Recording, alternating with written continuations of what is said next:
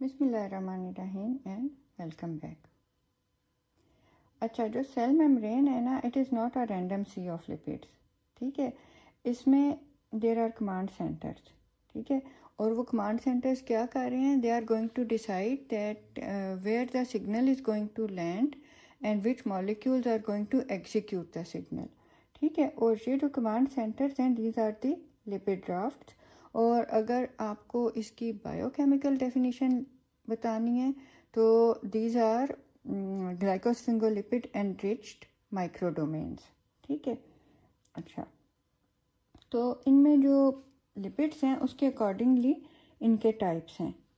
कुछ जो है ना lipid drafts, they are rich in glycosphingolipids. ठीक है, वो मैं डिटेल में आपको ग्लाइकोलिपिड्स वाली वीडियो में बता चुकी हूँ, मैं डिटेल में नहीं जाऊँगी। But here you can see कि आपको नज़र आ रहा है सेरिब्रोसाइड्स, ग्लोबोसाइड्स, गैंग्लियोसाइड्स, सल्फेटाइड्स। तो और प्लस आपको इधर इंटरकेलेटेड आपको कोलेस्टेरॉल नज़र आ रही है कि इसका जो OH है वो जो है वो अलाइन कर रहा है कार्बोहाइड्रेट वाले क्राउन के साथ हाइड्रोफिलिक सरफेस की तरफ, और जो इसका स्टेरॉयड न्यूक्लियस है और ये जो इसकी हाइड्रोकार्बन टेल है ये अलाइन कर रही है फैटी एसिड्स के साथ, और इसकी ये जो स्फिंगोसिन है इसकी हाइड्रोकार्बन हाइड्रोफोबिक टेल के साथ। ठीक है, अच्छा, तो एक तो आपकी हो गई ये जो ग्लाइकोस्फिंगोलिपिड रिच ड्राफ्ट्स हैं, इसको हम जेम्स भी कहते हैं। G for ग्लाइकोस्फिंगोलिपिड, E for enriched and M for membranes. अब कॉन्सेप्ट के लिए मैंने आपको दिखाया कि ये मसलन एक असली की राफ्ट है और ये फ्लोट कर रही है इन वाटर। अब अगर मैं इसके ऊपर आपको ये ग्लाइकोस्फिंगोलिपिड्स लगा दिए, ठीक है, तो that is how this condensed microdomain of cell membrane is going to look like. अब इसमें क्या हो रहा है कि आप देखें कि it is rich in cholesterol. ठीक है, और cholesterol is serving as a glue to hold this lipids together. ठीक है, और ये एक डायनामिक स्ट्रक्चर होता है। ठीक है, अच्छा, फिर जो है जो अब आप इसमें देखें कि ये क्या है, सायान कलर में स्फिंगोसिन। अच्छा, ये क्या है, फैटी एसिड। और फैटी एसिड और स्फिंगोसिन क्या बनाते थे, सिरेमाइड। और सिरेमाइड जो है उसके ऊपर फिर अगर आपके ये कार्बोहाइड्रेट्स अटैच होते जाते थे तो फिर ये क्या बन जाता था, ग्लाइकोस्फिंगोलिपिड। ठीक है, तो ये इसका हो गया कार्बोहाइड्रेट क्राउन। ठीक है, और ये आपको ऑरेंज में नज़र आ रहा है कोलेस्टेरॉल का मॉलिक्यूल। अच्छा, उसके अलावा जो है ना second type of rafts, they are polyphosphoinositol rich rafts.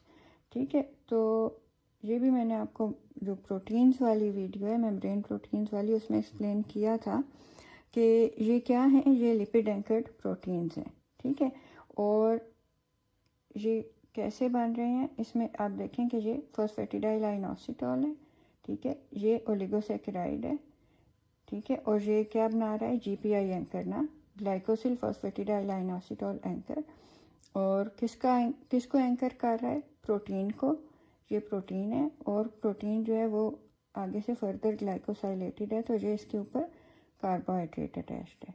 ठीक है, अच्छा, अब ये कैसे बने हैं और कैसे इधर आए हैं, क्या हुआ है कि एंडोप्लाज्मिक रेटिकुलम में सिंथेसाइज हुए हैं ये ग्लाइकोस्फिंगोलिपिड्स भी, और ये भी ये जो फॉस्फेटिडाइल ग्लाइकोसिल फॉस्फेटिडाइल आइनोसिटोर एंकर्स है ना, ये भी उधर किस तरह से सिंथेसाइज हो रहे हैं कि सबसे पहले उधर ये प्रोटीन सिंथेसाइज हो रहा था। ठीक है, प्रोटीन सिंथेसाइज हुआ, फिर इसकी पोस्ट ट्रांसलेशनल मॉडिफिकेशन हुई, और ये जो है थ्रू अ कार्बोहाइड्रेट चेन, जो आप कह रहे हो कि oligosaccharide chain, it was attached to a lipid. ठीक है, फॉस्फेटिडाइल आइनोसिटोल के साथ इसकी एक तो अटैचमेंट हुई और प्लस इसकी ग्लाइकोसाइलेशन भी हो गई।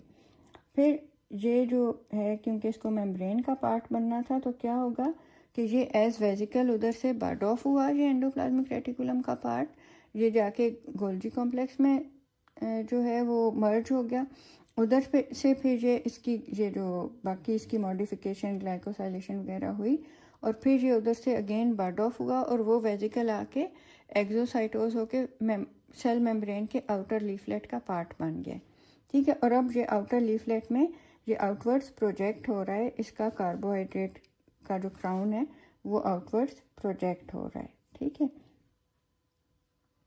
अच्छा, फिर जो है ना कैवियोली भी बनते हैं। कैवियोली कैसे बनते हैं कि जब लिपिड ड्राफ्ट्स में जो प्रोटीन्स प्रेजेंट है ना, जब वो आपस में क्रॉस लिंक करते हैं ना, तो वो एक तरह से ये कैवियोलिन प्रोटीन जो है, ये आपको ब्लू कलर में नज़र आ रहा है, ये इसकी इन्वेजिनेशन में हेल्प करता है और इसकी फ्लास्क से शेप्ड इन्वेजिनेशन बन जाती है। और प्लस जो प्रोटीन्स थे जो क्रॉस लिंक हुए थे वो इधर ही अब ट्रैप हो गए हैं और इधर ये सिग्नल ट्रांसडक्शन करेंगे, ठीक है। जैसे उसमें इंसुलिन के रिसेप्टर्स भी हो सकते हैं, कुछ जी प्रोटीन्स हो सकते हैं और एंडोथेलियल नाइट्रिक ऑक्साइड सिंथेज हो सकता है, जो कि एक्टिवेशन के बाद कैवियोली में ट्रैप होके तो फिर डाउन रेगुलेशन उसकी हो जाती है, ठीक है। अच्छा, इसके अलावा जो है ना लिपिड ड्राफ्ट्स का आपने देख लिया, सेल सिग्नलिंग में इनका रोल आपने देख लिया है, ठीक है। लेकिन कुछ जो है ना इसमें ये भी है कि जो पैथोजेंस हैं, viruses, bacteria, prions, even parasites, वो लिपिड ड्राफ्ट्स को एक्सप्लॉइट कर सकते हैं। एक्सप्लॉइट करके वो इनको किस लिए यूज़ करते हैं, एक तो वो सेल एंट्री के लिए यूज़ कर सकते हैं और दूसरा जो है वो जो सिग्नलिंग मैकेनिज़म्स हैं उनको वो इंटरफेयर करेंगे और अपने लिहाज से वो उनको मॉड्यूलेट करके डिजीज़ स्प्रेड में जो है वो इनसे रोल प्ले करवा सकते हैं, ठीक है। एक तरह से इनको हाईजैक कर लेते हैं। तो इस वजह से लिपिड ड्राफ्ट जो है ना वो एग्ज़ाम पॉइंट ऑफ व्यू से इतना इम्पॉर्टेंट है, ठीक है। तो कैरी होम पॉइंट्स क्या हैं कि ये माइक्रो डोमेन्स हैं, ठीक है, और क्या है इनमें ग्लाइकोलिपिड्स और कोलेस्टेरॉल बहुत ज़्यादा है, ठीक है। फिर इनके टाइप्स हैं, जेम्स हैं, उसके अलावा पॉलीइनोसिटोल रिच ड्राफ्ट्स हैं और कैवियोली हैं।